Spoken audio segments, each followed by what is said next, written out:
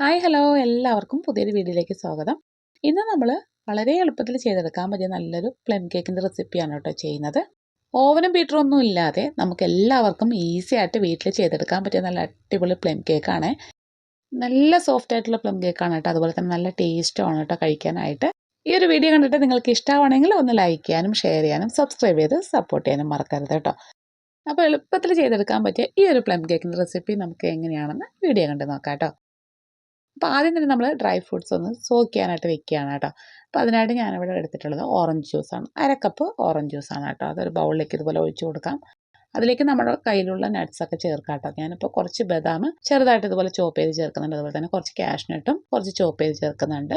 പിന്നെ നമുക്കിതുപോലെ കുറച്ച് കറുത്ത മുന്തിരിങ്ങ ചേർക്കാം. അതുപോലെ തന്നെ നമ്മുടെ ഈ ഒരു യെല്ലോ മുന്തിരിങ്ങയും ചേർക്കുന്നുണ്ട്. പിന്നെ നമ്മൾ കുറച്ച് ചെറി ഒന്ന് ചോപ്പ് ചെയ്തിട്ട് ചേർക്കുന്നുണ്ട്. അതുപോലെ തന്നെ നമുക്ക് കുറച്ച് ട്യൂട്ടി ഫ്രൂട്ടി കൂടി ചേർക്കാം കേട്ടോ. എന്നിട്ട് എല്ലാം കൂടി നന്നായിട്ടൊന്ന് മിക്സ് ചെയ്തെടുക്കാം. ഇനി നമുക്കിത് 1 മണിക്കൂർ ഒന്ന് മാറ്റി വയ്ക്കാം കേട്ടോ. അപ്പം നിങ്ങൾക്ക് വേണമെങ്കിൽ തലേദിവസം തന്നെ ഇതുപോലെ ഓറഞ്ച് ജ്യൂസിൽ ഡ്രൈ ഫ്രൂട്ട്സ് ഒക്കെ ഒന്ന് സോക്ക് ചെയ്യാൻ വെക്കാവുന്നതാണ് കേട്ടോ. അപ്പോൾ ഞാനിവിടെ 1 മണിക്കൂറാണ് കേട്ടോ വെക്കുന്നത്. ഇനി നമുക്ക് പഞ്ചസാര ഒന്ന് കാരമലൈസ് ചെയ്തെടുക്കണം. ഒരു പാനിലേക്ക് നമ്മൾ 1/2 കപ്പ് പഞ്ചസാര ഇട്ട് കൊടുക്കുന്നുണ്ട്. പഞ്ചസാര ഇനി നന്നായിട്ടൊന്ന് അലിഞ്ഞ് വരട്ടെ കേട്ടോ. ഇതുപോലെ നന്നായിട്ടൊന്ന് അലിഞ്ഞ് വന്നു കഴിഞ്ഞാൽ ഒരുപാട് അങ്ങോട്ട് കളർ ചേഞ്ച് ആക്കാൻ നിൽക്കരുത്. അതിലേക്ക് നമുക്ക് കുറച്ച് വെള്ളം ഒഴിച്ച് കൊടുക്കാം കേട്ടോ. അപ്പോൾ വെള്ളം ഒഴിക്കുമ്പോൾ ശ്രദ്ധിക്കണം, ചെറിയ ചൂടുവെള്ളം ഒഴിച്ച് കൊടുക്കാൻ നോക്കുക. പിന്നെ കയ്യിലേക്ക് തെറിക്കാതിരിക്കാനും ശ്രദ്ധിക്കണം കേട്ടോ. ഇനി നന്നായിട്ട് ഇതുപോലെ ഒന്ന് കുറുക്കിയെടുത്തതിന് ശേഷം നമുക്കൊന്ന് തണുക്കാനായിട്ട് മാറ്റി വയ്ക്കാം. ഇനി നമുക്ക് ഡ്രൈ ഇൻഗ്രീഡിയൻസ് എല്ലാം ഒന്ന് അരിച്ചെടുക്കാം കേട്ടോ. അപ്പോൾ ഒരു അരിപ്പയിലേക്ക് നമ്മൾ 1 കപ്പ് മൈദ, 1 ടേബിൾ സ്പൂൺ കൊക്കോ പൗഡർ ഇട്ട് കൊടുക്കുന്നുണ്ട് കേട്ടോ. അതുപോലെ തന്നെ 1 സ്പൂണ് ബേക്കിംഗ് പൗഡറും 1/4 സ്പൂൺ ബേക്കിംഗ് സോഡ ചേർക്കുന്നുണ്ട്. അതുപോലെ തന്നെ 1/4 സ്പൂൺ ഉപ്പ് ഇട്ട് കൊടുക്കുന്നുണ്ട് കേട്ടോ. ജസ്റ്റ് ഒന്ന് നമുക്കിതുപോലെ അരിച്ചെടുക്കാം കേട്ടോ. ഇതിലേക്ക് തന്നെ 1 സ്പൂൺ സ്പൈസ് പൗഡർ ചേർക്കുന്നുണ്ട് കേട്ടോ. നമ്മുടെ പട്ട, ഗ്രാമ്പു, ചുക്ക്, അതുപോലെ തന്നെ ജാതിക്ക കൂടി ഒന്ന് പൊടിച്ചെടുത്താണ് കേട്ടോ. അതുകൂടി നന്നായിട്ട് ഇതിലേക്ക് ചേർത്തിട്ട് ഒന്ന് മിക്സ് ചെയ്ത് വെക്കുന്നുണ്ട്. ഇനി നമുക്ക് ഒരു ബൗളിലേക്ക് 1/2 കപ്പ് ഓയിലാണ് കേട്ടോ ഞാൻ എടുത്തിട്ടുള്ളത്. അപ്പം അതിന് പകരം നിങ്ങൾക്ക് ബട്ടർ എടുത്താലും മതി, അല്ലെങ്കിൽ 1/4 കപ്പ് ഓയിലും 1/4 കപ്പ് ബട്ടറും ചേർത്താൽ മതി കേട്ടോ. ഇനി ഇതിലേക്ക് നമ്മൾ 1/2 കപ്പ് താഴെ ബ്രൗൺ ഷുഗറാണ് കേട്ടോ ചേർത്ത് കൊടുത്തിട്ടുള്ളത്. എന്നിട്ട് ഒരു വിസ്ക് വെച്ചിട്ടാണ് ഞാൻ നന്നായിട്ടൊന്ന് മിക്സ് ചെയ്തെടുക്കുന്നത് കേട്ടോ. ഇനി നമുക്കിതിലേക്ക് മുട്ട ചേർക്കണം. 2 മുട്ടയാണ് കേട്ടോ ഞാനിവിടെ ചേർക്കുന്നത്. ഒന്ന് ചേർത്തിട്ട് ഒന്ന് നന്നായിട്ട് ഇതുപോലെ മിക്സ് ചെയ്തെടുത്തതിന് ശേഷം വീണ്ടും ഒന്നുകൂടി ചേർത്തിട്ടാണ് കേട്ടോ മിക്സ് ചെയ്തെടുക്കുന്നത്. അപ്പോൾ വിസ്ക് വെച്ചിട്ട് നന്നായിട്ടൊന്ന് പതപ്പിച്ചെടുത്താൽ മതി കേട്ടോ. നമ്മൾ വിസ്ക് വെച്ച് തന്നെ നന്നായിട്ട് ഇതുപോലെ ഒന്ന് മിക്സ് ചെയ്തെടുത്താൽ നല്ല അടിപൊളിയായിട്ട് നമുക്ക് പതഞ്ഞ് കിട്ടും കേട്ടോ. നിങ്ങൾക്ക് ഇതിന് പകരം ബീറ്റർ ഉപയോഗിച്ചിട്ടും ചെയ്യാം കേട്ടോ. അപ്പോൾ നമ്മൾ ഇത് റെഡി ആയിട്ടുണ്ട്. ഇനി ഇതിലേക്ക് നേരത്തെ തയ്യാറാക്കി വെച്ചേക്കുന്നത് നമ്മുടെ കാരമൽ സിറപ്പ് ഒഴിച്ച് കൊടുക്കുന്നുണ്ട്. മുഴുവനായിട്ട് ഒഴിച്ച് കൊടുക്കുന്നുണ്ട്. എന്നിട്ട് ഒന്നുകൂടി ഒന്ന് മിക്സ് ചെയ്തെടുക്കുന്നുണ്ട്. അപ്പോൾ നന്നായിട്ട് മിക്സ് ചെയ്തെടുത്ത് കഴിഞ്ഞാൽ നമുക്കിനി ഇതിലേക്ക് നമ്മൾ നേരത്തെ അരിച്ചെടുത്ത് വെച്ചിരിക്കുന്ന നമ്മുടെ ഡ്രൈ ഇൻഗ്രീഡിയൻസ് ഇട്ട് കൊടുക്കാം കേട്ടോ. അപ്പോൾ ഞാൻ മുഴുവനായിട്ട് ഇട്ട് കൊടുക്കുന്നുണ്ട്. ഇനി നമുക്കിത് നന്നായിട്ടൊന്ന് മിക്സ് ചെയ്തെടുക്കണം. ഇനി മിക്സ് ചെയ്തെടുക്കാനായിട്ട് നമുക്ക് വിസ്കിൻ്റെ ആവശ്യമില്ല. പകരം ഇതുപോലെ ഒരു സ്പാറ്റില കൊണ്ട് ജസ്റ്റ് ഒന്ന് ഫോൾഡ് ചെയ്ത് എടുത്താൽ മതി കേട്ടോ. ഓവർ മിക്സും ചെയ്യരുത്. അപ്പോൾ ഇതുപോലെ ഞാൻ നന്നായിട്ട് മിക്സ് ചെയ്തെടുക്കുന്നുണ്ട്. പതുക്കെ നമുക്ക് ഫോൾഡ് ചെയ്ത് ഒരേ ഭാഗത്തേക്ക് ഇതുപോലെ ആക്കിയിട്ട് വേണം കേട്ടോ നമ്മൾ മിക്സ് ചെയ്തെടുക്കാനായിട്ട്.